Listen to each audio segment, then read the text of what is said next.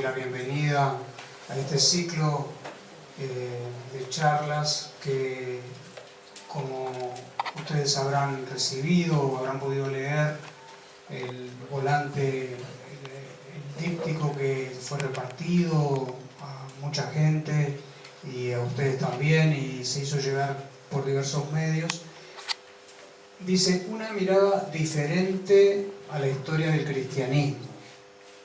Ver las cosas desde otra perspectiva abre la mente. Y es que la historia del cristianismo siempre se ha visto desde una perspectiva, desde la perspectiva política, por decirlo así. La historia del cristianismo se explica teniendo en cuenta la relación entre las autoridades de la Iglesia con las autoridades civiles a lo largo de los siglos. Y en gran parte, cuando se habla de historia del cristianismo, se está pensando en la historia de la relación entre las autoridades de una institución, ¿no?, la Iglesia en este caso, y el resto de la sociedad. Y por eso es que muchos aspectos de esa historia tan rica de 2000 años queda dejada de lado, no se señala y la ignoramos. Los libros de historia a veces no lo mencionan, y este ciclo busca desenvolver esos otros datos que nosotros en la formación secundaria o en la formación profesional no siempre tenemos la posibilidad de acceder, ¿no? Y dice en la introducción, ¿no?, estoy leyendo lo que ustedes habrán leído para refrescar un poco, ¿no? El presente cursillo de formación general busca desentrañar a partir de un enfoque histórico y temático lo que ha hecho el cristianismo, no solo lo que ha pensado. Obviamente lo que ha pensado es la doctrina, la teología del cristianismo, ¿no? Pero este ciclo busca desentrañar o mostrar lo que el cristianismo ha hecho a favor del desarrollo integral del hombre y de la civilización en la cual nosotros estamos. Dice: reseñará las principales contribuciones concretas hechas por la Iglesia a lo largo de 2000 años de historia, y tales hechos son los que han gestado y creado gran parte y lo mejor de nuestra civilización contemporánea, ¿no? Muchas veces cuando nosotros estudiamos en las enseñanzas secundarias se aluden a hechos truculentos, ¿no? A hechos truculentos, a veces distorsionados también, pero hechos truculentos que no ignoramos. No ignoramos, por ejemplo, yo que sé, los abusos que hubo en la época de los cruzados, no ignoramos la corrupción interna que hubo en la Iglesia en la época del siglo 1000, 1200, y en el Renacimiento. No ignoramos nada de eso, no ignoramos lo que pudo haber hecho, problemas con la Inquisición, todo eso, a pesar de que muchas de esas cosas vistas desde la perspectiva objetiva no son lo que parecen, pero podemos en otro momento mencionar ese detalle en concreto. No ignoramos las historias negras o las historias, los episodios truculentos, pero este ciclo no pretende desentrañar esas cosas truculentas, porque esas cosas truculentas no son las que contribuyeron al bien del hombre. Esas no contribuyeron. Al contrario, pudieron haber sido impedimentos o etcétera, ¿no? En todo caso, son cosas que el cristianismo de ninguna manera se siente orgulloso. En cambio, a lo largo de estas 10 sesiones, estas 10 exposiciones, dice aquí, ustedes sabrán, al final, podrán tener una visión panorámica de cuál ha sido la contribución que la Iglesia del cristianismo ha legado a la civilización occidental, y conocerán los hechos de la Iglesia derivados, obviamente, derivados de su doctrina, pero los hechos. Lo que nos importa son los hechos, y los hechos positivos, no los hechos que constituyeron desviaciones malignas o perversas del mensaje de Cristo, que, vuelvo a repetir, no los ignoro, simplemente no es el objetivo del curso, ¿no? Bien, entonces este ciclo va a tener estas partes. Serán 10 sesiones, pero esas 10 sesiones se ocuparán de cada uno de estos grandes temas, ¿no? Los aportes que el cristianismo ha hecho a la ciencia y al pensamiento científico, eso es lo que vamos a empezar hoy y vamos a continuar la vez que viene.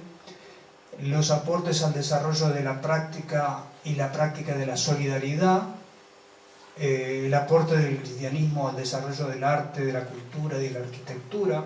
Ahí es donde vamos a mostrar, por ejemplo, a las catedrales europeas, entre ellas la que se incendió el otro día.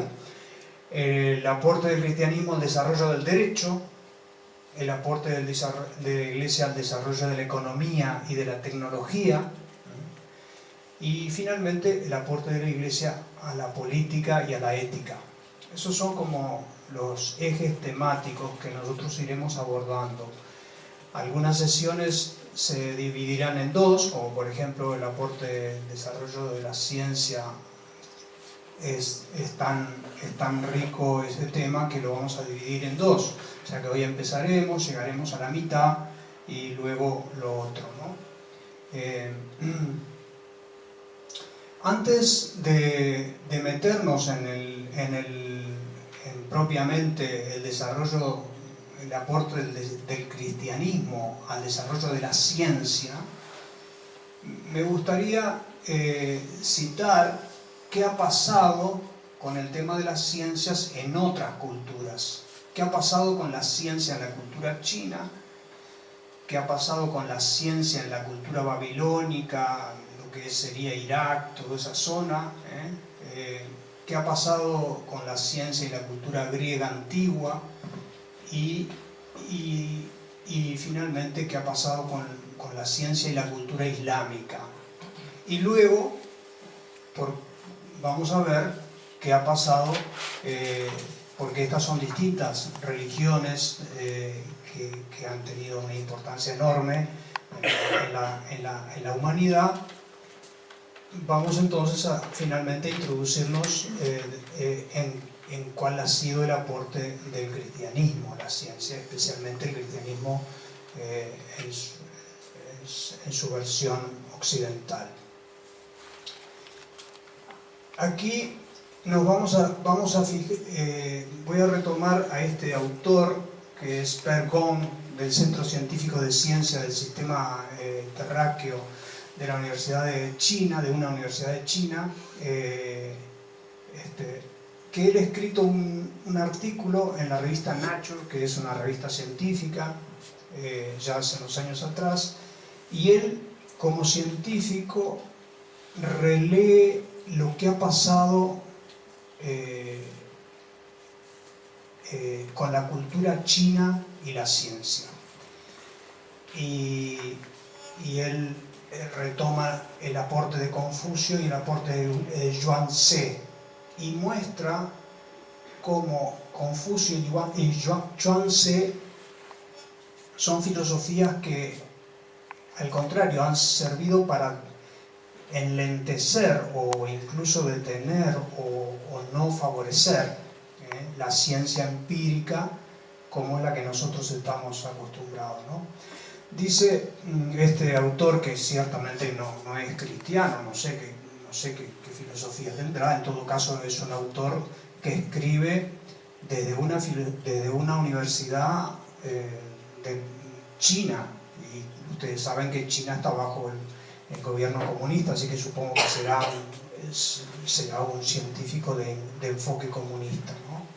Pero él dice: China, que son 2500 años de historia filosófica, tenía numerosas destrezas, numerosas habilidades tecnológicas, China, ¿no?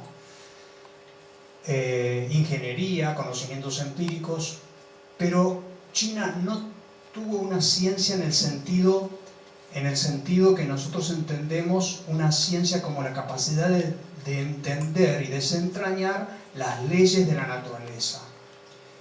Los chinos habían desarrollado, como dice ahí, y como señala Peng Gong, habilidades y destrezas tecnológicas, pero no creían en leyes naturales dadas por un ser racional, un ser superior racional, y por lo tanto no creían que pudiese interpretarse la estructura de la materia como una mente racional, ¿no? Incluso dice Peng Gong, Confucio, que es el gran filósofo chino, ¿no? Ustedes podrán conocer la estatua de Confucio ahí en el Parque Rodó, si no me equivoco, donde está, o cerca de la Rambla. Ahí. Confucio proponía que los intelectuales dentro del imperio chino debían ser administradores leales, y ese era el papel de los intelectuales concebido por Confucio.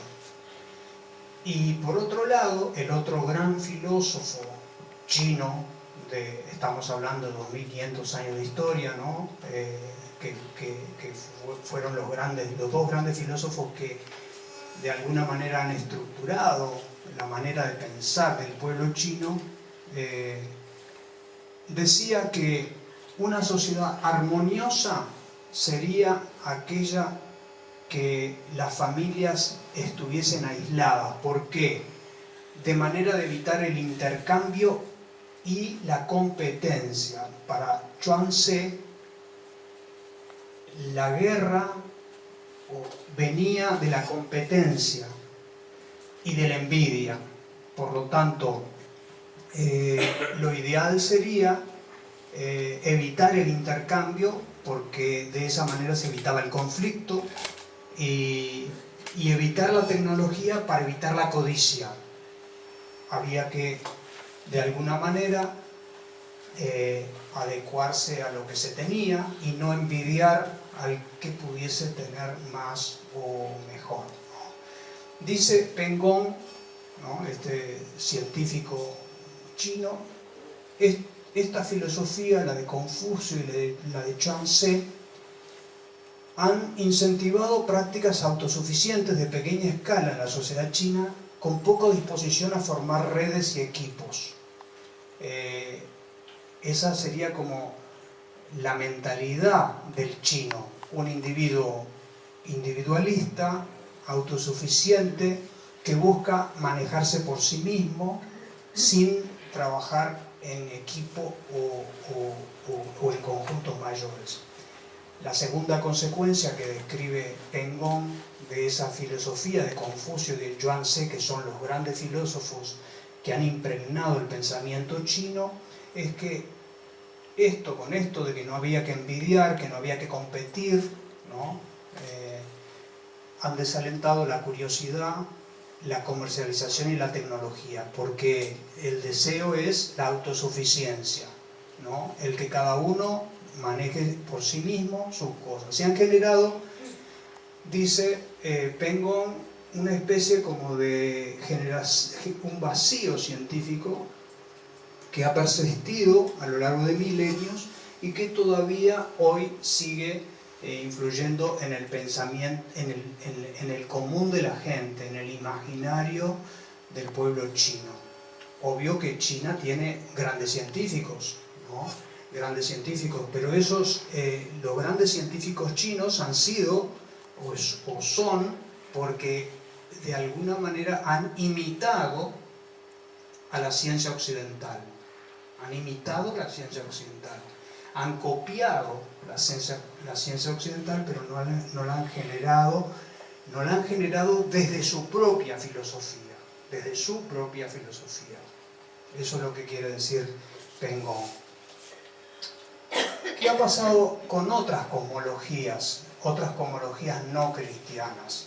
Bueno, la cosmología babilónica o la concepción del cosmos y del hombre de Babilonia y de los antiguos griegos. Babilonia, que eran culturas animistas, o sea, culturas animistas, es decir, que consideraban que las fuerzas de la naturaleza eran como divinas, ¿no? Eran dioses. Para esas culturas animistas, Babilonia, etcétera, etcétera, el orden era incierto, podía ser cambiado por sacrificios, por ceremonias de expiación. Los babilonios supieron tener extraordinarias observaciones astronómicas, supieron desarrollar rudimentos de álgebra, pero no desentrañaron leyes de la naturaleza. ¿Por qué?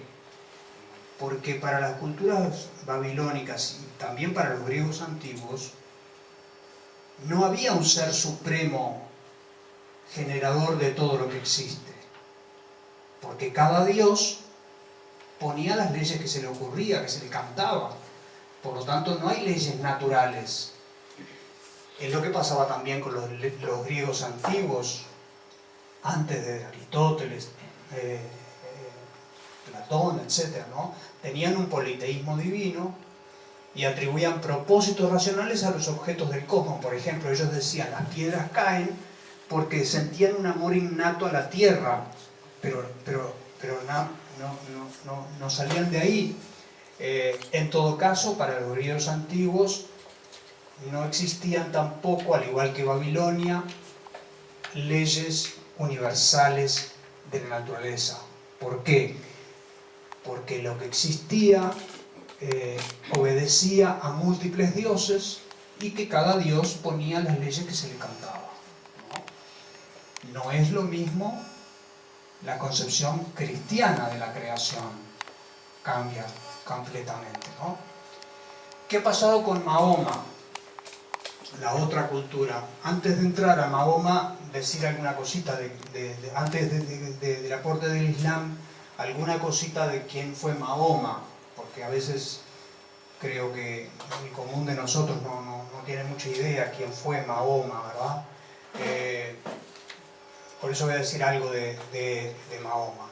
Y después voy a desentrañar un poco los aportes que el Islam ha hecho a la ciencia. Mahoma, que nació en 1571 y murió en 632, funda una religión monoteísta, y esa religión monoteísta tiene mucha influencia cristiana, pero un cristianismo muy al estilo de los herejes que fueron los que instruyeron a Mahoma. Mahoma tuvo ciertos maestros de origen cristiano, Caín, un noble al que Mahoma visitaba, un esclavo islámico que había sido librero y que tenía mucha cultura y que le transmitía la concepción cristiana de una herejía del principio del cristianismo, que no creía en Cristo como Dios, sino creía en Cristo como el profeta. Ven que ya esta herejía de este que había sido librero, de alguna manera le transmite a Mahoma lo que él luego se va a identificar como el profeta, no Dios, sino el profeta, ¿no? Y también otros esclavos del Islam, ¿no? Jaber e Infer, que eran armeros en la Meca, que le leían el Pentateuco, pero desde la clave herética de una secta del origen del cristianismo, ¿no? Él funda una religión monoteísta muy influida, donde copia muchos pasajes. Si ustedes leen el Corán, hay pasajes enteros del Corán que son plagio de la Biblia, prácticamente, sobre todo el Antiguo Testamento, la parte más violenta del Antiguo Testamento. Bueno, esa religión luego se impone como religión de masas por medio de la guerra y de la política. Mahoma fue un estratega militar, que supo utilizar el engaño y el chantaje para poder imponerse, ¿no? Aparte, bueno, su vida personal dejó mucho que desear. Digo con todo esto porque a veces no nos imaginamos que el líder de una religión haya sido, ¿no? Su pasión por las mujeres lo llevó a superar el máximo en el Corán él decía que Dios le había revelado que cada islámico no podía superar más de 4 mujeres, pero él tenía muchas mujeres, y se casó finalmente con una niña de 8 años y terminó también adoptando como mujer a la esposa de su hijastro. Bueno, el hecho es que muere Mahoma y el Islam progresa. En los primeros años el Islam tiene importantes aportes científicos y filosóficos a nuestra civilización. Esto es Bagdad, Irak, Bagdad. Era la zona de influencia de los islámicos, y ellos se dan cuenta que en el Imperio Bizantino, Estambul, ex Constantinopla, aquí estaban los grandes geómetras, aritméticos y médicos que provenían de Grecia y que de los cristianos bizantinos tenían. Entonces, de Bagdad, los sultanes y consiguen los libros de los cristianos bizantinos y empiezan a traducir al árabe todos esos textos, ¿no? Esa labor de traducción es la que luego termina pasando a Occidente por vía de España. Acá Bagdad era junto con la mezquita de Córdoba en España, eran las grandes mezquitas, digamos, del Imperio Islámico. Entonces es aquí donde empiezan a traducirse, especialmente, como les dije hoy, los manuscritos de los grandes médicos griegos, de los grandes matemáticos, geómetras, Euclides, y los grandes filósofos Aristóteles y Platón. El interés de los árabes es sobre todo para solucionar problemas bélicos y médicos. Bélicos porque los astrónomos y los geómetras los permitían calcular las direcciones en el mar y de esa manera tener una mejor posibilidad de ir invadiendo a través de las armadas o de los barcos en el mar, ¿no? Y de ahí se va extendiendo su interés también a otras... a ver qué pasó. ¿Yo? Sí, pásenlo manualmente, a ver. El Islam en una primera etapa, hacia el año 1000, como les decía recién, casi todas las obras médicas y filosofía natural, matemáticas y filosóficas ya estaban en versión árabe. En Córdoba, España, como yo les dije, era un centro muy importante y estaba una imponente biblioteca. Y es un cristiano, con un apellido muy difícil de pronunciar, el que les tradujo a ellos las obras de Galeno, de Hipócrates, de Aristóteles, de Platón, como yo les dije, desde Estambul, que estaban esos manuscritos griegos, acá está la cultura griega, pasaron acá. Y desde acá luego pasan a España y a través de España se centra otro gran, digamos, son los dos grandes centros culturales que tiene el Islam en el siglo X y XI. Pero la relación con la cultura y con la ciencia del Islam fue problemática desde el inicio, ¿no? El califa Omar, que fue el segundo sucesor de Mahoma, apenas termina la vida de Mahoma, empieza una especie de época en que se empieza a minusvalorar la razón y la ciencia, ¿no? Y le atribuyen a él, aunque no he encontrado la fuente exacta, que este califa Omar, como les dije, el segundo sucesor después de Mahoma,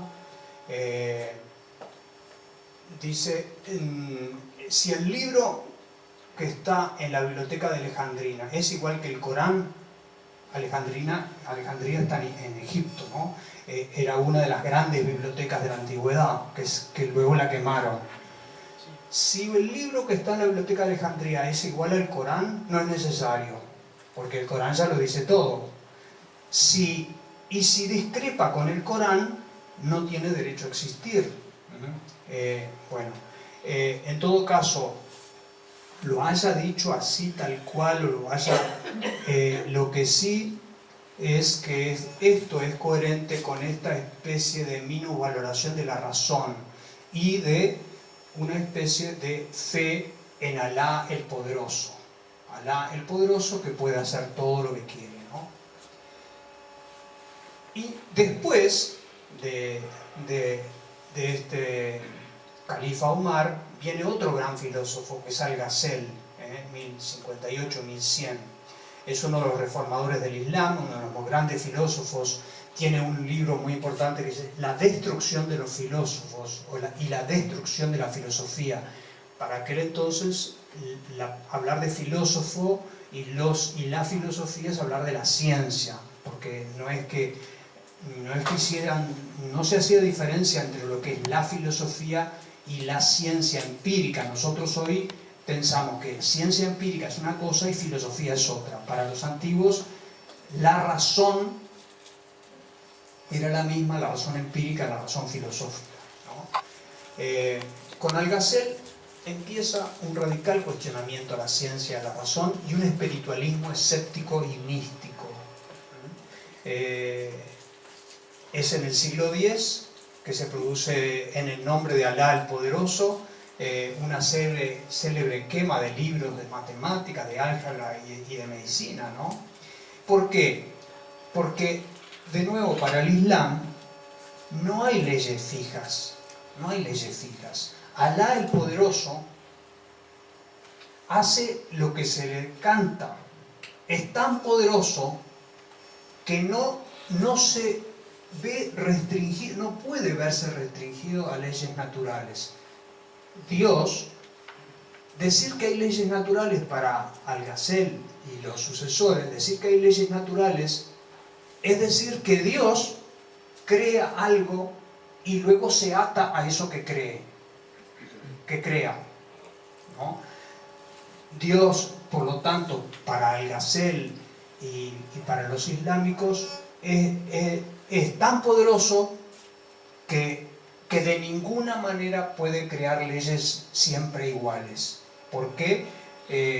Porque las leyes son como hábitos o vestimentas de Alá, el Poderoso, y que pueden ser cambiados por el Poderoso por su propia voluntad.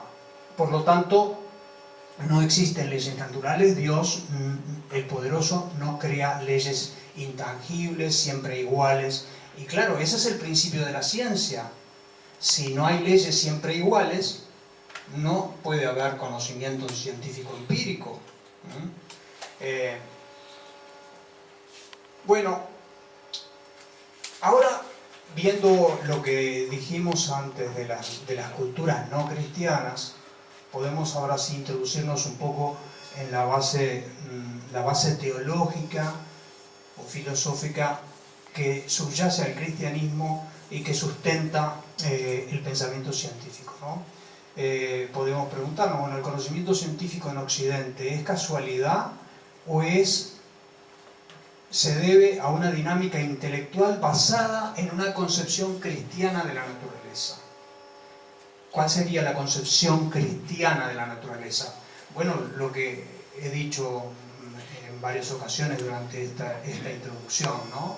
Para el cristianismo existe un solo Dios, un solo Dios que crea la naturaleza con coherencia y crea leyes naturales, racionales y sustentables y que son iguales porque Él las ha querido así, etc. Y por lo tanto el hombre ha sido creado racional y como ser racional puede desentrañar las leyes racionales que Dios ha creado en el universo, ¿no? Pero algunos pasajes de la Biblia pueden ilustrar eso, ¿no? Por ejemplo, el libro de la sabiduría dice: tú, Señor, todo lo dispusiste con medida, número y peso. La ciencia lo que hace es justamente medir, pesar y numerar. Que lo alaben los cielos de los cielos y las aguas, pues a una orden suya fueron hechos, los puso por los siglos de los siglos, según una ley que nunca cambiará, ¿no? Una ley, la ley puesta por Dios por los siglos de los siglos, el Salmo 148. O Isaías 40 dice: ¿quién midió los mares? Midió, el medir, el contar. ¿Quién midió los mares con la palma de las manos y abarcó con un palmo la extensión de los cielos y metió en un tercio de medida el polvo de la tierra? ¿Quién pesó? Pesó los montes y los cerros con la balanza, ¿no? Toda la sabiduría viene del Señor, la arena de los mares, las gotas de la lluvia, de los días del tiempo. ¿Quién los puede contar? La altura del cielo, la anchura de la tierra, en fin. Todo para la cosmología cristiana. Para la cosmología cristiana hay un creador que pone leyes naturales en todo, ¿no? De eso se derivan otras consecuencias en la cosmovisión cristiana en la concepción cristiana del cosmos y la concepción cristiana del hombre, que es: las cosas creadas no son sagradas. Para los babilónicos lo que existían eran dioses. Para los griegos antiguos el fuego era un dios, el león era un dios, las tormentas eran dioses, y así todo. Los mares eran dioses, las tormentas eran dioses y divinas, etcétera, etcétera. Para el cristianismo las cosas creadas no son sagradas, no son dioses. Y por lo tanto, si las cosas creadas, los leones, las panteras, los gatos, los toros, cualquier cosa, las tormentas, los volcanes, si nada de eso son divinos, si nada de eso son sagrados, entonces no hay que tenerles miedo y se lo puede estudiar, medir y contar, ¿no? Y bueno, la segunda ya lo dije antes, hay leyes naturales constantes que no dependen de los caprichos de los múltiples dioses. Y la tercera consecuencia de esta cosmovisión cristiana de la naturaleza es que nosotros, como seres racionales, somos capaces de conocer el universo porque el universo es racional, porque ha sido creado por un ser racional que es Dios, ¿no?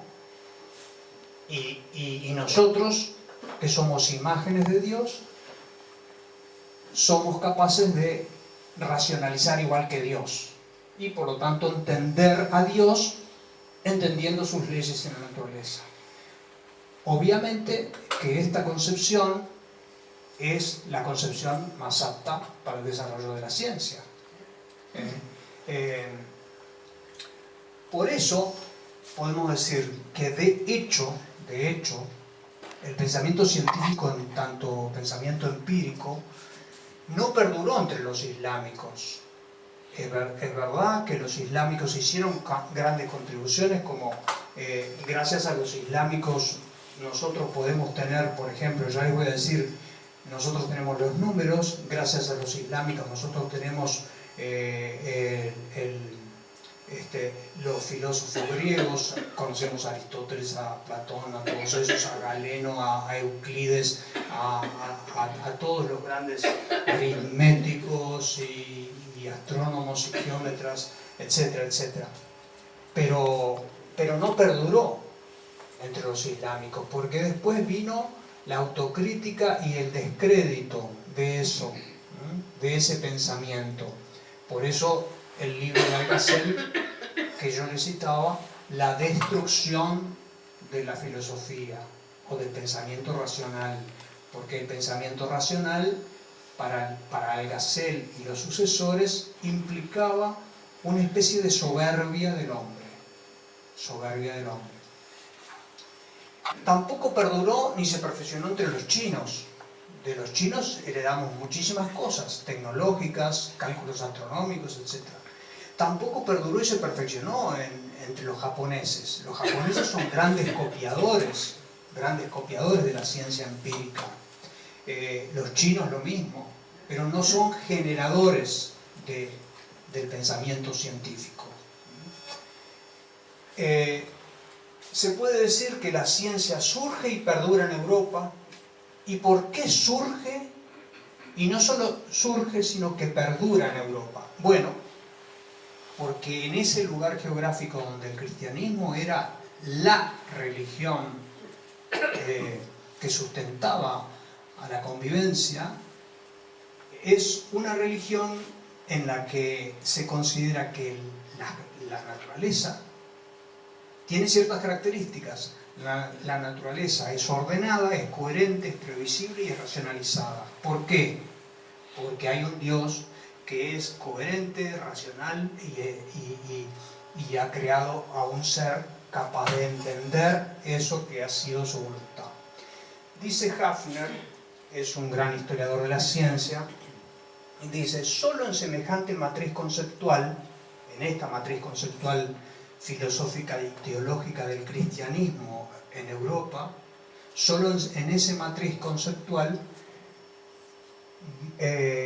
podía experimentar la ciencia el nacimiento viable que va seguido de un crecimiento sostenido. No solamente nace la ciencia, sino que se sostiene y crece la ciencia en ese ambiente geográfico donde la concepción filosófica y teológica, la cosmovisión, es la que yo les acabo de decir antes, ¿no?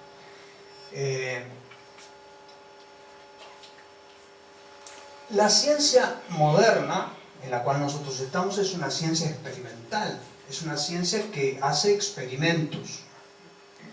Se puede decir que es una ciencia empírica, diferente a la filosofía, que es un esfuerzo racional de preguntarse sobre qué son las cosas, de dónde vienen las cosas, etcétera, ¿no? Pero la ciencia que ha generado, no sé, este micrófono inalámbrico que no está tocando cables, en fin, toda la ciencia que nos permite iluminar, en fin, todo esa es una ciencia empírica. ¿Y quiénes fueron los que inician el espíritu experimental en la historia de la humanidad? ¿Quiénes son los que inician? Bueno, la ciencia empírica o la ciencia experimental empieza con tres grandes hombres: Roger Bacon, Alberto Magno y Robert Grosseteste. Se consideran en la historia de la ciencia los grandes fundadores del pensamiento científico experimental. ¿Y quiénes fueron Roger Bacon? Primero, Roger Bacon fue fraile franciscano, un franciscano de la Universidad Católica de Oxford del siglo XIII, 1214-1294. Roger Bacon. Cuando ustedes lean un libro de ciencia, van a decir: el fundador del método experimental es Bacon. Nunca van a oír que es Fray Roger Bacon, porque nunca le ponen el título de Fray, porque eso sería, bueno, para los historiadores de la ciencia sería como contradictorio, supuestamente, para algunos, ¿no? Dice Roger Bacon: Nada puede conocerse con certidumbre sin experimentación. Un argumento puede mostrar su validez teórica, mas no proporciona la certeza necesaria para eliminar las dudas. Tampoco reposará la mente en la clara visión de la verdad, a menos que se abra camino a través de la experimentación. Por eso es que Roger Bacon se considera el fundador del método experimental. Él decía, la verdad se puede conocer a través de la experimentación. El otro gran puntal del desarrollo científico es Alberto Magno. Este es un dominico, fraile, porque este es franciscano, pero este es dominico, del siglo XIII también, este es 1200, este es antes un poco. Dice textualmente una de las frases de Alberto Magno se considera uno de los más grandes botánicos que existieron. Por eso en el jardín botánico de la parroquia ustedes van a ver un cartel donde dice precisamente el papel que tuvo Alberto Magno en las primeras taxonomías de las especies vegetales. Era un eminentísimo botánico. Pero aparte de ser un eminentísimo botánico, él era un buscador de la verdad a través de la experimentación. Dice, el objetivo de la ciencia natural no consiste en aceptar lo que otros afirman, sino en investigar las causas que operan por sí mismas en la naturaleza. Las causas que operan por sí mismas en la naturaleza, en esa naturaleza que es incambiable porque ha sido creado por un Dios racional, no es un Dios caprichoso, ¿no? Y el tercer puntal de la historia del pensamiento empírico occidental es Robert Grosseteste. También, cuando ustedes leen los libros de la ciencia, siempre van a hablar que Grosseteste es el que establece, formula cuáles son los pasos imprescindibles para llevar a cabo un experimento científico. Es el primero en la historia que formula cuáles son los pasos que hay que tener para llevar a cabo un experimento científico. ¿Y quién fue Grosseteste? No fue cualquiera, fue Monseñor, era el obispo de Lincoln, en Inglaterra, es la principal diócesis de Inglaterra. Es como en Uruguay, Montevideo es la principal diócesis. En Argentina, la principal diócesis, o Buenos Aires o Córdoba, pero Lincoln era la principal diócesis de Inglaterra en esa época y Grosseteste era eso, ¿no? También en los libros de historia nunca se va a decir que Grosseteste fue obispo, ¿no? Por eso es que muchas veces todos estos datos quedan desarticulados de las... Podemos preguntarnos ahora, una vez que vimos esto, ¿cuáles son?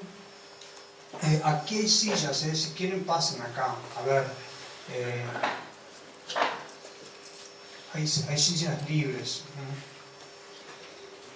¿Qué se necesitará? ¿Qué se necesita como imprescindible para hacer ciencia y para hacerla avanzar? Algo ya dije, por ejemplo, para hacer crecer la ciencia y para hacerla avanzar, una de las cosas que se necesitan es una concepción teológica y cosmológica compatible.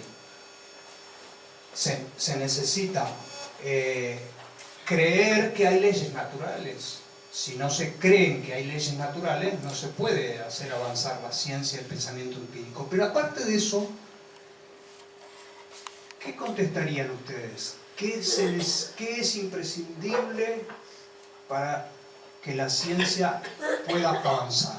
La curiosidad, La curiosidad, la libertad, ¿qué más? Experimentar. La razón. Sí. Un método. Un método, recién dijimos del método, ¿no? Un método. Un aumento de la riqueza. Bueno, el aumento de la riqueza puede ser una consecuencia. ¿Por qué dice el aumento de la riqueza? Porque si no hay algo de riqueza, no hay manera de poder pensar. No hay manera de Poder pensar. Educación. Un conocimiento. Yo diría las matemáticas. Si no se tienen matemáticas, no hay ciencia que progrese. Las matemáticas. Buenas matemáticas. No sé si yo soy nulo en matemáticas. Pero no sé, puede ser que entre ustedes haya gente que Virginia es especialista en matemáticas, tiene una mente matemática, ¿no? Pero yo soy nulo en matemáticas. Las matemáticas son imprescindibles, ¿no? Bien, ¿y de dónde surge el tema de las matemáticas en Occidente, que es tan importante para el desarrollo de la ciencia? Bueno, lo vamos a ver un poco, ¿no? Multipliquen los siguientes números romanos. Esto son 49 caballos por 128 terratenientes. A ver, ¿cómo multiplican eso? Es aditiva, es aditiva. Es aditiva. Es aditiva. Operación multiplicativa.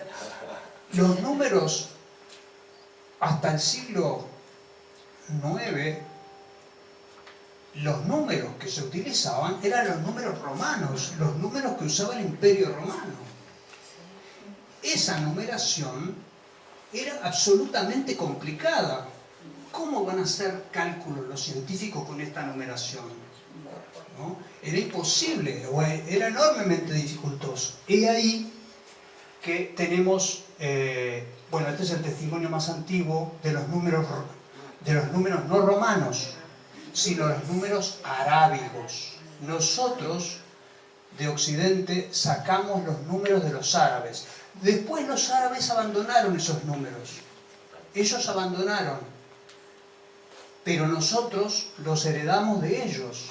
Los números romanos que están escritos así, ven que al revés, al estilo de cómo se escribían en árabes, de derecha para izquierda.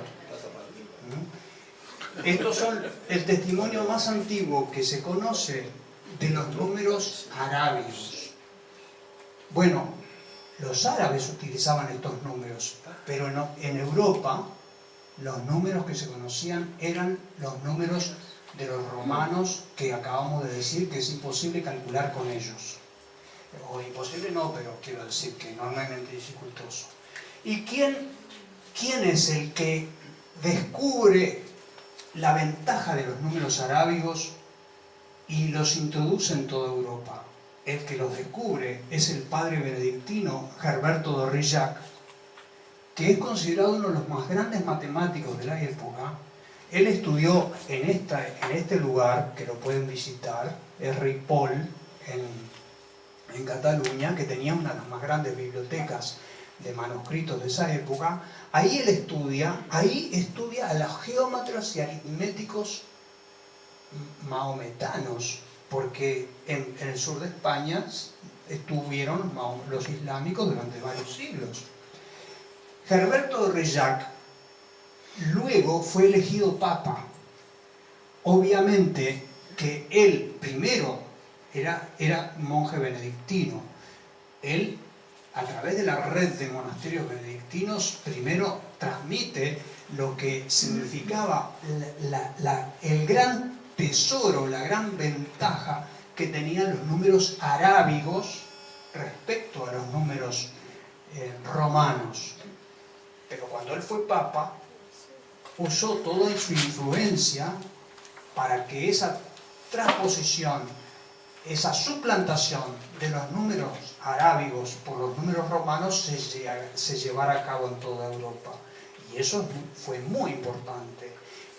¿A quién le debemos la introducción en Europa de los números arábigos? A este papa que era monje, Herberto d'Aurillac. Podemos preguntarle qué más se necesita para hacer que la ciencia crezca y avance. Son 8:05. Tiempo. Archivos. Archivos. Archivos. Comunicarse y comunicar la información también. Comunicar la información. Entre ellos, ¿no? A nivel de método. Tener un alfabeto fácil. tener un alfabeto fácil. El alfabeto que se utilizaba era el alfabeto hebreo. Los cristianos nacemos del judaísmo. Los hebreos utilizaban, hasta el día de hoy, utilizan una escritura muy diferente, muy diferente. En cambio, en el Imperio Romano se utilizaba el alfabeto latino. El alfabeto latino había sido traído de los romanos, lo habían copiado de los etruscos. El alfabeto latino tiene enormes ventajas respecto a todos los demás alfabetos porque es muy fácil de convertir letras en sonidos y así componer palabras. Y cuanto más fácil es un alfabeto, más se puede transmitir ciencia y cultura. Cuanto más difícil es un alfabeto, es más difícil de aprender y es más difícil de transmitir la cultura y la ciencia.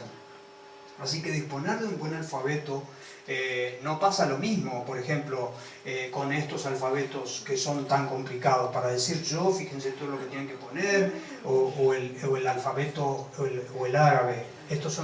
Los japoneses tienen que aprender según las distintas edades de la vida, 3 alfabetos diferentes y el último que aprenden es el latino, con el cual van a comunicarse el resto de su vida, con la ciencia y todo eso, ¿no?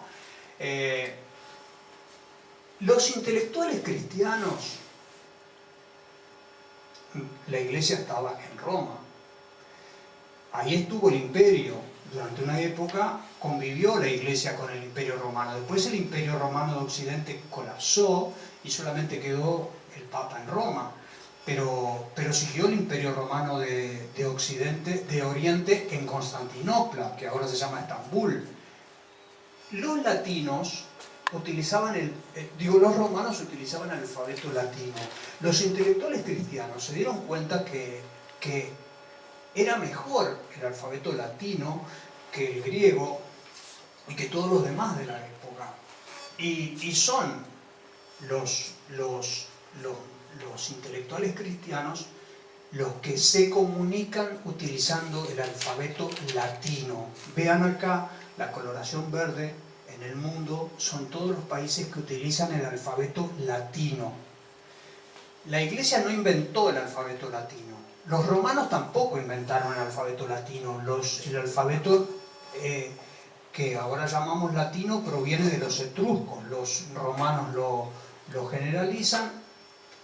¿Cuál fue el aporte de la iglesia? Que la iglesia, la sede romana de la iglesia, adopta ese alfabeto y lo empieza a difundir, a enseñar y a utilizar en todos los libros y en toda Europa. Se uniformiza un solo alfabeto. En la medida que se tiene un solo alfabeto, es más fácil comunicar la ciencia y el saber, porque los lectores pueden entender y los científicos pueden escribir, ¿no? Cuando el Imperio Romano se terminó en el siglo IV, la Iglesia se convirtió en la gran maestra de Europa y a través de sus escuelas catedralicias, a través de sus monasterios, a través de sus sacerdotes, ellos se volvieron los maestros de este abecedario latino. Y desde como Europa conquistó buena parte del mundo, ese alfabeto latino se generalizó al resto del mundo. Pero hay otro alfabeto que también fue inventado por los cristianos, que cubre otra parte del mundo. Van a ver, este es el alfabeto cirílico, inventado en el siglo X por un misionero cristiano de Bulgaria, se supone que fue San Clemente de Ohrid, que genera otro alfabeto, que hoy le llamamos el cirílico, y que se utiliza en todos estos otros países. Fíjense que con todas esas lenguas, el bielorruso, el búlgaro, etcétera, etcétera, ¿no? Fíjense que si ustedes suman el alfabeto latino difundido por la Iglesia desde Roma a todos los países, y si suman a eso el alfabeto cirílico, se puede decir que los dos grandes los dos alfabetos más importantes del mundo son los alfabetos donde la Iglesia o los crea, por ejemplo, este lo creó San Clemente de Orit y Cirilo y Metodio, basado en uno anterior que había generado Cirilo y Metodio. Este es creado directamente por los misioneros cristianos que necesitaban difundir la fe cristiana por escrito. Y a eso, en cambio, lo que hace con el alfabeto latino, la Iglesia no lo crea, tampoco los romanos no lo crean, porque utilizan lo de los etruscos, pero sí es la gran difusora, es la gran maestra de ese alfabeto latino. Podríamos agregar que para progresar la ciencia y la cultura se necesitan materiales innovadoras. El papel de lino. Los libros se copiaban. ¿Dónde se copiaban los libros? ¿Con qué material? Papiro y cuero.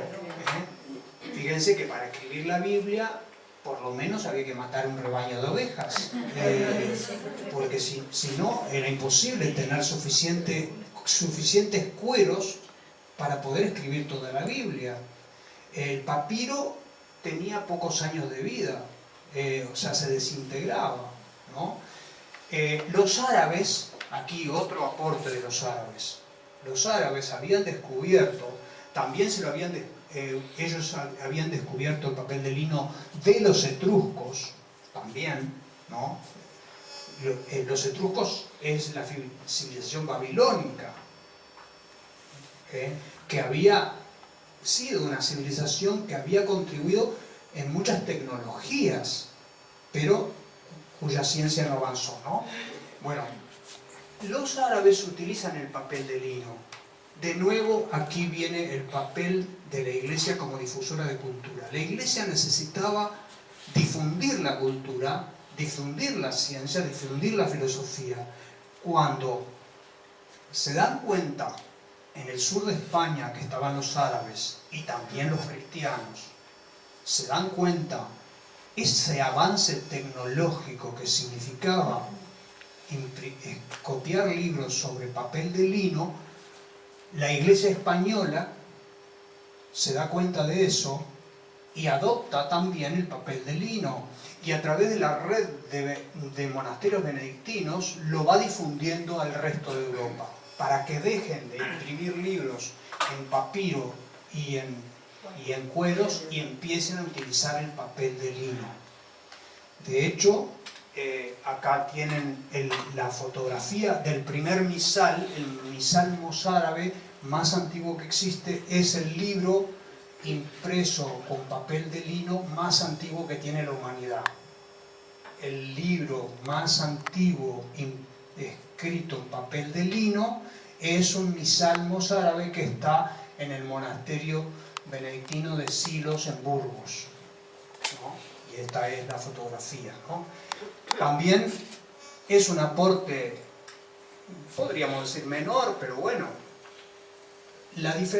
los que empiezan a utilizar las mayúsculas y las minúsculas son los monjes benedictinos cuando copian libros. ¿Por qué? Porque se dieron cuenta que si algunas letras se ponían con mayúscula y con minúscula, era más fácil de leer y era más difícil de confundirse. Era más fácil, se mejoraba el entendimiento de las ideas si se ponían letras mayúsculas y minúsculas. ¿Qué otra cosa se necesita para que la ciencia avance?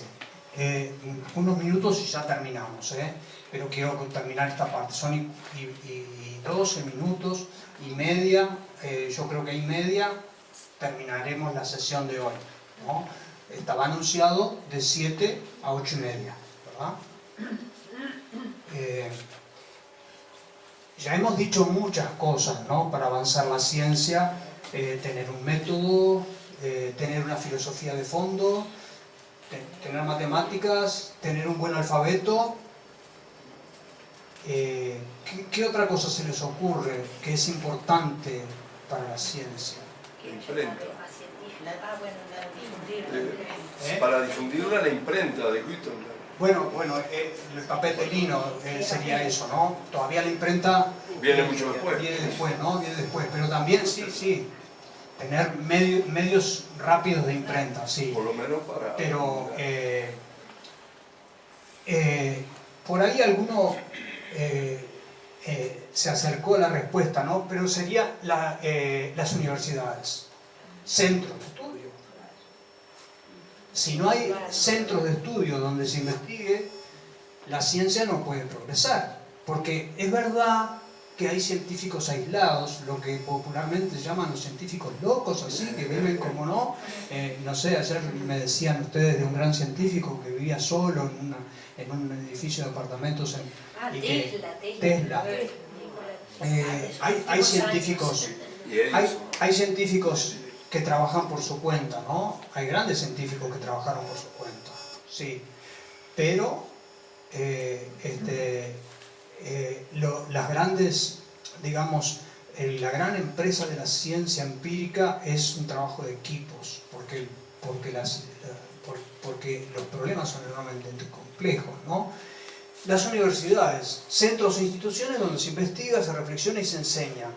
Y dice un famoso historiador de la ciencia, dice, hay pocas universidades en cuya partida de nacimiento no se encuentre un documento pontificio de fundación, o al menos la intervención de un enviado de la Santa Sede.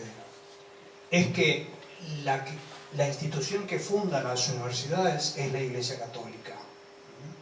Desde el siglo XII al siglo XIV, durante 2 siglos, los papas fundaron 29 universidades en Europa. Las más grandes, las más famosas, las más antiguas, fueron todas fundadas por la Iglesia.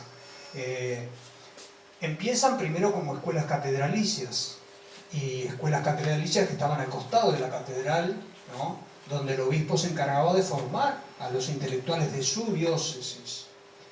Esas escuelas catedralicias van ampliando, y muchas de ellas se convierten en universidades, como la de Chartres, por ejemplo,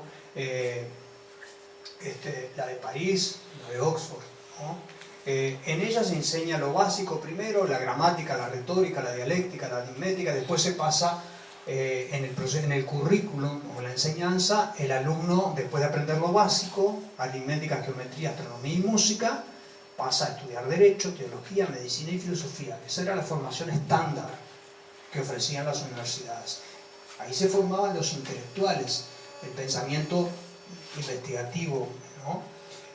Como bien sabemos, los grandes libros de los grandes pensadores griegos primero pasaron de Constantinopla a Bagdad, de Bagdad al sur de España, y del sur de España se tradujeron de nuevo al latín, y de ahí pasan a estas grandes universidades, ¿no? Hacen como un ciclo. Primero se traducen del griego al árabe, después del árabe al latín, y así heredamos a Galeno, a Euclides, a Pitágoras, a todos, a Platón, Aristóteles, etc. Acá tenemos, en este momento la Iglesia Católica tiene en el mundo 200 universidades. 200 es un número realmente extraordinario, ¿no? 200 universidades, y en todas ellas la investigación científica es algo fundamental, porque es conocer la razón de la naturaleza, es conocer a Dios en el fondo, es conocer la verdad, ¿no? Acá les muestro esta foto que es del centro de investigación más famoso que tiene Italia, ¿no? Es el Instituto San Rafael, donde se hace la mayor y más valiosa investigación en Italia. Fue fundado y dirigido hasta muy poco hace con un sacerdote que se llama el padre Luigi Berger, ¿no? Así como acá tenemos el Clemente Estable, o tenemos ahora recientemente el Instituto Pasteur, sede de Uruguay. Bueno, en Italia el más importante centro de investigación lo tiene la Iglesia, ¿no? Que es por ese interés que siempre ha tenido la Iglesia por la ciencia. Es que cuanto más saber científico se tiene serio, más nos acercamos al misterio del Creador. ¿Qué otra cosa se necesita para que avance la ciencia? Si es que nos queda algo después de todas las que vimos. ¿Hay alguna otra que falte? Sí, porque si no, no pondría la pregunta, ¿no? Científicos, cabeza que piensen. Exactitud del tiempo. Exactitud del tiempo. Porque si no tenemos un tiempo específico, exacto, no podemos calcular. Porque las cosas que suceden en el tiempo, ¿no? Y durante cientos de años el tiempo fue impreciso. Y la Iglesia tuvo que intervenir para generar un nuevo calendario, que